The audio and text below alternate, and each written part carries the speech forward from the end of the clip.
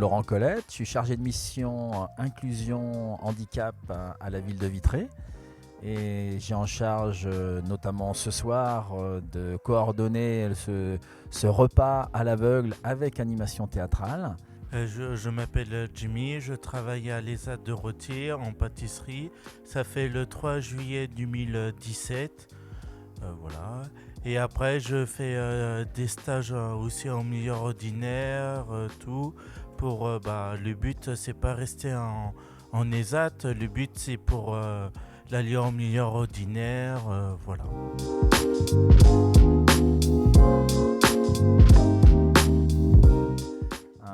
Une grosse expérience pour nous parce que c'est pas trop notre habitude, ce genre d'événement.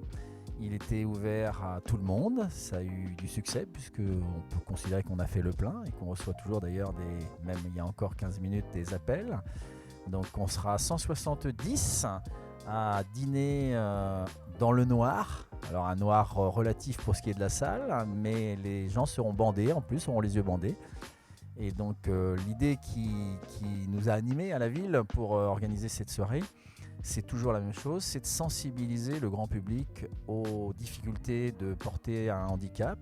Alors des formes de handicap, il y en a beaucoup. Ce soir, on met le doigt sur le handicap visuel. Donc on va en fait réduire d'un sens les capacités des gens. Ils vont perdre la vue et ils vont devoir donc oser manger des choses qu'ils ne verront pas. Donc ils devront peut-être les toucher un peu avec les doigts s'ils veulent, les sentir. Voilà, ils devront faire confiance à leurs papilles et confiance bien sûr à l'équipe organisatrice pour pas qu'on les empoisonne. Mais voilà, l'idée, c'est une soirée détente, bien entendu, une expérience à vivre, mais aussi de ressortir de cette expérience avec une sensibilité renforcée sur la difficulté à vivre avec un handicap important comme peut l'être celui de la vue. Voilà. Ce soir, c'est un repas à l'aveugle, oui, voilà. C'est la première fois que je fais un truc comme ça et c'est bien aussi de découvrir des personnes. Ils vont avoir un bandeau pour ils vont pas savoir ils vont manger quoi et il faut qu'ils devinent. C'est bien de faire ça aussi, voilà.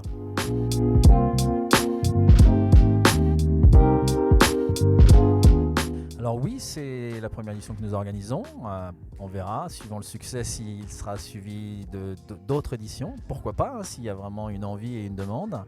Alors, comme tout ce que l'on fait à la ville de Vitré, on fait ça en partenariat avec tous les acteurs du handicap, tous les professionnels, les associations du territoire vitréen.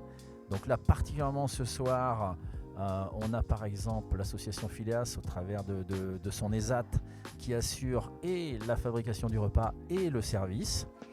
On s'est aussi associé pour la fabrication des masques avec les personnes âgées de la résidence La Trémoille. Pour la partie théâtrale, nous avons la compagnie Artemis et les comédiens du dimanche qui vont animer l'avant, le pendant et l'après-repas.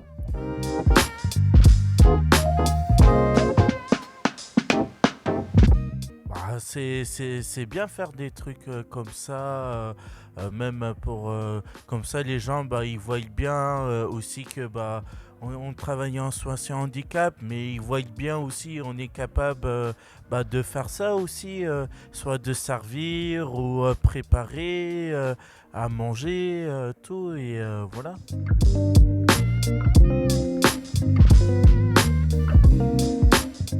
Oui, parce que j'ai peut-être omis aussi une information importante.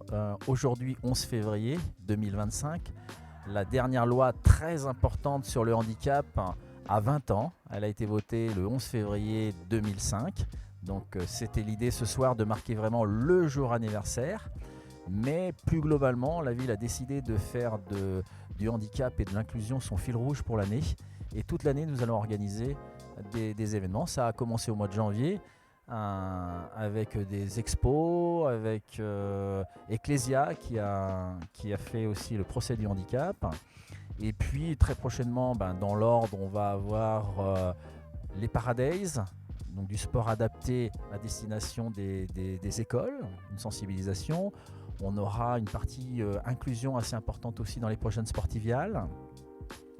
Tous les événements ville, on va essayer de les connoter ville ou interco, on va essayer de leur donner une petite touche d'inclusion.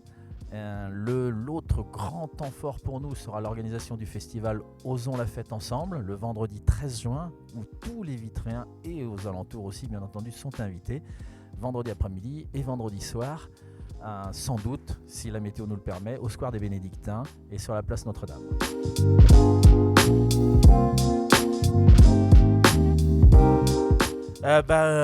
Les gens ils peuvent manger à l'ESAT, mais que à Vitré. Mais exemple à Retier, les gens ils peuvent venir exemple commander des plateaux toast chaud, des plateaux froids, des ménardises.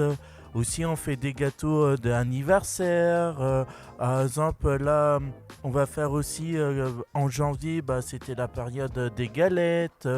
On fait de la brioche. En avril, on va faire le chocolat pour Pâques. Après, exemple, en décembre, on fait les chocolats de Noël.